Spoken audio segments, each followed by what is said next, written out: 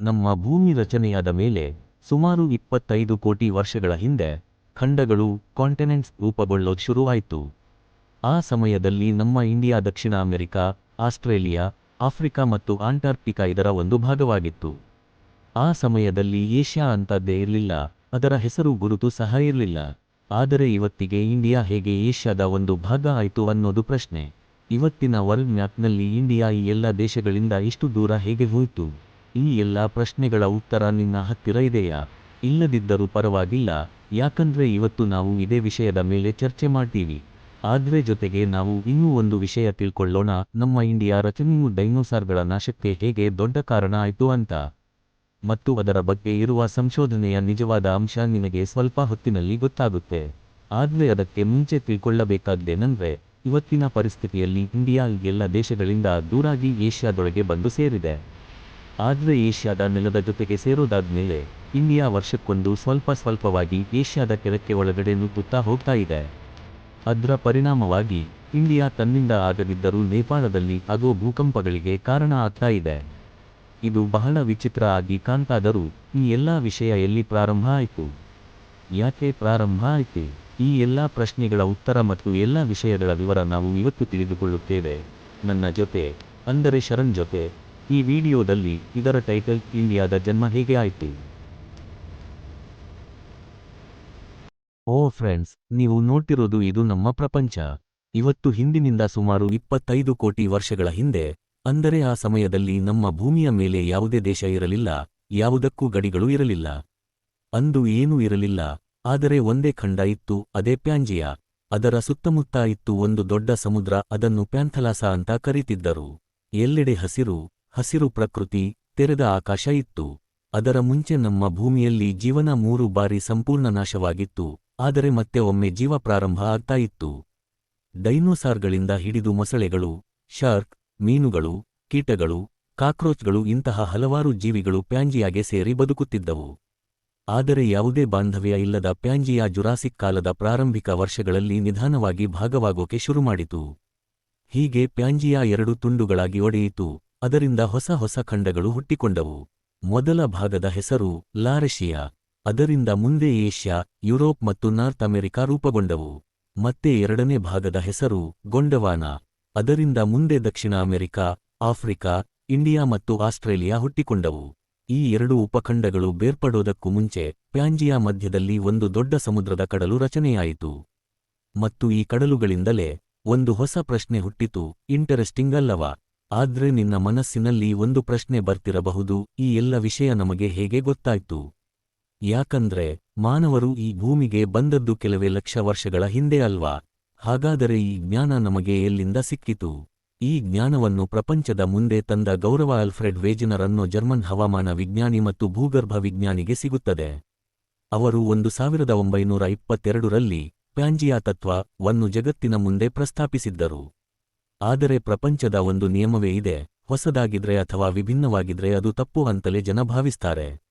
ಅದೇ ರೀತಿ ಪ್ಯಾಂಜಿಯಾ ತತ್ವ ಕೂಡ ಎಲ್ಲರಿಗೂ ಮೊದಲ ಸಲ ತಪ್ಪು ಅಂತನೇ ಅನಿಸಿತ್ತು. ಆದ್ರೆ ನಂತರ ಬಹಳಷ್ಟು ಪರೀಕ್ಷೆಗಳು ನಡೆದವು ಮತ್ತು ಈಗ ಈ ತತ್ವವನ್ನು ಸರಿ ಅಂತ ಸ್ವೀಕರಿಸಲಾಗಿದೆ. ಅಲ್ಫ್ರೆಡ್ ವೇಜನರ್ ಪ್ಯಾಂಜಿಯಾ ತತ್ವವನ್ನು ಸಾಬೀತು ಮಾಡೋಕೆ ಹಲವಾರು ಫಾಸಿಲ್ ದಾಖಲೆಗಳು ಮತ್ತು ಭೂಗರ್ಭ ಸಮಾನತೆಗಳನ್ನು ಉಪಯೋಗಿಸಿದರು. ಉದಾಹರಣೆಗೆ ಮೆಸೋಸೋರಸ್ ಅನ್ನೋ ಪ್ರಾಣಿಯನ್ನ ತೆಗೆದುಕೊಳ್ಳಿ, ಅದು ನೀರಿನಲ್ಲಿ ವಾಸಿಸುತ್ತಿದ್ದ ಪ್ರಾಣಿ ಮತ್ತು ಇಂದಿನ ಹಾವುಗಳ ಪೂರ್ವಜ ಅಂತ ಗುರುತಿಸಲಾಗಿದೆ. ಅದಿನ ಫಾಸಿಲ್ ದಕ್ಷಿಣ ಅಮೆರಿಕ ಮತ್ತು ಆಫ್ರಿಕಾ ಎರಡಲ್ಲೂ ಕಂಡುಬಂದಿವೆ. ಆದರೆ ಇವತ್ತು ದಕ್ಷಿಣ ಅಮೆರಿಕ ಮತ್ತು ಆಫ್ರಿಕಾ ನಡುವಲ್ಲಿ ಅಟ್ಲಾಂಟಿಕ್ ಸಮುದ್ರ ಇದೆ, ಅದನ್ನು ದಾಟೋದು ಅಸಾಧ್ಯ. ಅದ್ರಿಂದ ಅರ್ಥ ಸಿಂಪಲ್, ಒಮ್ಮೆ ಇವೆರಡು ದೇಶಗಳು ಸೇರಿ ಇದ್ದವು, ನಂತರ ಬೇರ್ಪಟ್ಟವು. ಅಷ್ಟೇ ಅಲ್ಲ, ಬ್ರಿಟನ್ನ ಕರಾವಳಿಯ ಕಲ್ಲುಗಳು ಆಫ್ರಿಕಾದ ಪಶ್ಚಿಮ ತೀರದ ಕಲ್ಲುಗಳಿಗೆ ಹೋಲುತ್ತವೆ. ಮತ್ತೆ ಗ್ಲಾಸೋಪ್ಟೆರಿಸ್ ಅನ್ನೋ ಒಂದು ಗಿಡ ಇದೆ, ಅದು ಹುಲ್ಲಿನ ತರಹದದು. ಅದರ ಫಾಸಿಲ್ಸ್ ಇಂಡಿಯಾ, ದಕ್ಷಿಣ ಅಮೆರಿಕ, ಆಫ್ರಿಕಾ ಮತ್ತು ಅಂಟಾರ್ಕ್ಟಿಕಾದಲ್ಲೂ ಸಿಕ್ಕಿವೆ. ಅದರಿಂದ ಸ್ಪಷ್ಟವಾಗುತ್ತೆ, ಅಲ್ಫ್ರೆಡ್ನ ಪ್ಯಾಂಜಿಯಾ ತತ್ವ ತಪ್ಪಲ್ಲ. ಇವತ್ತು ಕೂಡ ನೀನು ವರ್ಲ್ಡ್ ಮ್ಯಾಪ್ನು ಗಮನಿಸಿ ನೋಡಿದ್ರೆ ಹಲವಾರು ದೇಶಗಳ ಗಡಿಗಳು ಪಿಜ್ಜಾ ಪೀಸ್ ತರಹ ಒಟ್ಟಿಗೆ ಸರಿಯಾಗಿ ಹೊಂದುತ್ತವೆ ಅನ್ನೋದು ಗೊತ್ತಾಗುತ್ತೆ. ಹಾಗೇ ಬ್ರೆಜಿಲ್ ಮತ್ತು ಆಫ್ರಿಕಾ ನೋಡಿದ್ರೆ ಇವೆರಡೂ ಒಮ್ಮೆ ಸೇರಿದ್ದಂತೆ ಕಾಣುತ್ತವೆ. ಅದರ ಕಾರಣ ಸ್ಪಷ್ಟ, ಒಮ್ಮೆ ಇವರೆಲ್ಲರೂ ಒಂದೇ ಖಂಡದ ಭಾಗವಾಗಿದ್ದರು. ಹಾಗಾದರೆ ಪ್ರಶ್ನೆ ಬರುತ್ತೆ, ಅದು ಎಲ್ಲಿಂದ ಬೇರ್ಪಟ್ಟವು? ಅವು ಬೇರ್ಪಟ್ಟುದಕ್ಕೆ ನಿಜವಾದ ಕಾರಣ ಏನು? ಸರಿ ಫ್ರೆಂಡ್ಸ್, ಇದರ ಸಿಂಪಲ್ ಉತ್ತರವೇ ಕಾಂಟಿನೆಂಟಲ್ ಡ್ರಿಫ್ಟ್. ಅಂದರೆ ಭೂಮಿಯ ಮೇಲಿನ ವಿವಿಧ ಟೆಕ್ಟೋನಿಕ್ ಪ್ಲೇಟುಗಳ ಚಲನೆ.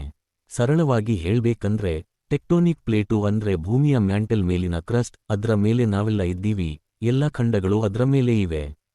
ಕೆಳಗಿನ ಕೋರ್ನೊಳಗೆ ಇರುವ ಉಷ್ಣತೆ ಮೇಲಿನ ಕ್ರಸ್ಟ್ಗೆ ಒತ್ತಡ ಕೊಡ್ತಾ ಬರುತ್ತೆ. ಹೀಗೆ ಕೆಳಗಿನ ಬಂಡೆಗಳು ಬಿಸಿಯಾಗಿ ಮೇಲಕ್ಕೆ ಬರುತ್ತವೆ, ಮೇಲಿನ ತಂಪಾದವುಗಳು ಕೆಳಕ್ಕೆ ಇಳಿಯುತ್ತವೆ. ಇದ್ರಿಂದ ಒಂದು ಕನ್ವೆಕ್ಷನ್ ಸೈಕಲ್ ಉಂಟಾಗುತ್ತೆ. ಈ ಚಕ್ರ ಮುಂದುವರಿಯುತ್ತಾ ಹೋದಂತೆ ಟೆಕ್ಟೋನಿಕ್ ಪ್ಲೇಟುಗಳು ಒಂದಕ್ಕೊಂದು ಅಪ್ಪಳಿಸುತ್ತವೆ ಅಥವಾ ದೂರವಾಗುತ್ತವೆ. ಇದರಿಂದಾಗಿ ಭಾರತದ ಟೆಕ್ಟೋನಿಕ್ ಪ್ಲೇಟ್ ಕೆಳಗಿರುವ ಲಿಥೋಸ್ಫಿಯರ್ ಪ್ರವಾಹದ ಶಾಖದಿಂದಾಗಿ ಕರಗಿ ಬೇರ್ಪಟ್ಟಿತು. ಭಾರತದ ಒಳಭಾಗವನ್ನು 100 ಕಿಲೋಮೀಟರ್ ದಪ್ಪವಾಗಿಸಿ ಬಿಟ್ಟಿತು. ಆದರೆ ಆಸ್ಟ್ರೇಲಿಯಾ, ಅಂಟಾರ್ಕ್ಟಿಕಾ ಮತ್ತು ದಕ್ಷಿಣ ಅಮೆರಿಕಾದಂತಹ ಪ್ರಪಂಚದ ಇತರ ಭಾಗಗಳ ಟೆಕ್ಟೋನಿಕ್ ಪ್ಲೇಟ್ಗಳು 180 ರಿಂದ 30 ಕಿಲೋಮೀಟರ್ ದಪ್ಪ ಮತ್ತು ಆಳದಲ್ಲಿದ್ದವು. ಭಾರತದ ಈ 100 ಕಿಲೋಮೀಟರ್ ಆಳ ಮತ್ತು ಹಗುರವಾದ ಪ್ಲೇಟ್ನಿಂದಾಗಿ ಭಾರತವು ಲಾರೇಷಿಯಾದ ಬೇರೆ ಖಂಡಗಳಿಗಿಂತ 4 ಪಟ್ಟು ವೇಗವಾಗಿ ಬೆಳೆಯುತ್ತಿತ್ತು ಮತ್ತು ಲಾರೇಷಿಯಾ ಏಷ್ಯಾದ ಕಡೆಗೆ ಚಲಿಸುತ್ತಿತ್ತು. ಎಲ್ಲೆಡೆ ಕಲ್ಲು ಮತ್ತು ಎಲ್ಲೆಡೆ ವಿನಾಶವಿತ್ತು. ಇದರೊಂದಿಗೆ ಆಕಾಶದ ಪ್ರತಿಯೊಂದು ದೃಶ್ಯವೂ ಭೂಮಿಯನ್ನು ವಿನಾಶ ಮಾಡುತ್ತಿತ್ತು. ಈ ಪ್ರಪಂಚದಿಂದ ಡೈನೋಸಾರ್ಗಳ ಸಾವಿಗೆ ಕಾರಣ ಚಿಕ್ಸ್ಕ್ಯುಲೆಪ್ ಆಸ್ಟ್ರಾಯ್ಡ್ ಅಂತ ನಂಬುತ್ತಾರೆ. ಈ ಆಸ್ಟ್ರಾಯ್ಡ್ 6.5 ಕೋಟಿ ವರ್ಷಗಳ ಹಿಂದೆ ಭೂಮಿಯ ಮೇಲೆ ಬಿತ್ತು. ಇದು ಹಿರೋಶಿಮಾ ಮತ್ತು ನಾಗಸಾಕಿಯ ಪರಮಾಣು ಬಾಂಬ್ಗಳಿಗಿಂತ 10 ಮಿಲಿಯನ್ ಪಟ್ಟು ಬಲವಾದ ಸ್ಫೋಟವನ್ನು ಉಂಟುಮಾಡಿತು. ಇದರಿಂದಾಗಿ ನಮ್ಮ ಗ್ರಹದ 75% ಜೀವರಾಶಿ ನಾಶವಾಯಿತು. ಆದರೆ ನಾನು ನಿಮಗೆ ಹೇಳಿದಂತೆ ಡೈನೋಸಾರ್ಗಳ ಸಾವಿಗೆ ಭಾರತದ ದೊಡ್ಡ ಪಾತ್ರವಿದೆ ಎಂದು. ಆದ್ರೆ ಯೂನಿವರ್ಸಿಟಿ ಆಫ್ ಮಿಶಿಗನ್ನ ಅಧ್ಯಯನದ ಪ್ರಕಾರ ಭಾರತದ ಮಹಾರಾಷ್ಟ್ರದ ಡೆಕ್ಕನ್ ಟ್ರಾಪ್ಸ್ ಪ್ರದೇಶದಲ್ಲಿ ಆ ಕಾಲದಲ್ಲಿ ಭಾರೀ ಜ್ವಾಲಾಮುಖಿ ಸ್ಫೋಟಗಳು ಸಂಭವಿಸಿವೆ. ಈ ಸ್ಫೋಟಗಳಿಂದ ವಾತಾವರಣಕ್ಕೆ ಬಹಳಷ್ಟು ಸಲ್ಫರ್ ಗ್ಯಾಸ್ ಬಿಡುಗಡೆವಾಯಿತು. ಇದರಿಂದ ಹವಾಮಾನ ಬದಲಾಗಿದೆ, ವೃಕ್ಷಗಳು ನಾಶವಾಗಲು ಆರಂಭಿಸಿದವು ಮತ್ತು ಸಮುದ್ರದ ನೀರು ಆಮ್ಲೀಯವಾಯಿತು ಮತ್ತು ಆಸ್ಟ್ರಾಯ್ಡ್ ಬರೋ ಮುಂಚೆಯೇ ಭೂಮಿಯ ಮೇಲಿನ ಜೀವನಾಶವು ಪ್ರಾರಂಭವಾಗಿತ್ತು ಮತ್ತು ಅದು ಕೆಲವು ದಿನಗಳು, ತಿಂಗಳುಗಳು ಅಥವಾ ವರ್ಷಗಳಲ್ಲಿ ನಿಲ್ಲಲಿಲ್ಲ. ಜ್ವಾಲಾಮುಖಿ ಸ್ಫೋಟಗಳು ಲಕ್ಷಾಂತರ ವರ್ಷಗಳ ಕಾಲ ಮುಂದುವರೆದವು. ಭೂಮಿಯ ಉಷ್ಣತೆ ತೀವ್ರವಾಗಿ ಕುಸಿತಗೊಂಡು ಡೈನೋಸಾರ್ಗಳ ಸಂಪೂರ್ಣ ನಾಶ ಆಯಿತು.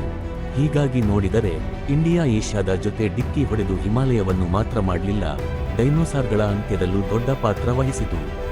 ಮತ್ತು ಇಂದಿಗೂ ಈ ಪ್ಲೇಟ್ಗಳು ನಿಧಾನವಾಗಿ ಚಲಿಸುತ್ತಲೇ ಇವೆ. ಇದರಿಂದ ಮುಂದಿನ ಲಕ್ಷಾಂತರ ವರ್ಷಗಳಲ್ಲಿ ಭೂಮಿಯ ನಕ್ಷೆ ಮತ್ತೆ ಬದಲಾಗಬಹುದು. ಹೀಗಿತ್ತು ಇಂಡಿಯಾದ ಜನ್ಮ ಮತ್ತು ಅದರ ಪ್ರಯಾಣದ ಕಥೆ. ವಿಡಿಯೋ ಇಷ್ಟ ಆಯ್ತಂದರೆ ಲೈಕ್ ಮಾಡಿ, ಶೇರ್ ಮಾಡಿ, ಚಾನೆಲ್ನು ಸಬ್ಸ್ಕ್ರೈಬ್ ಮಾಡಿ.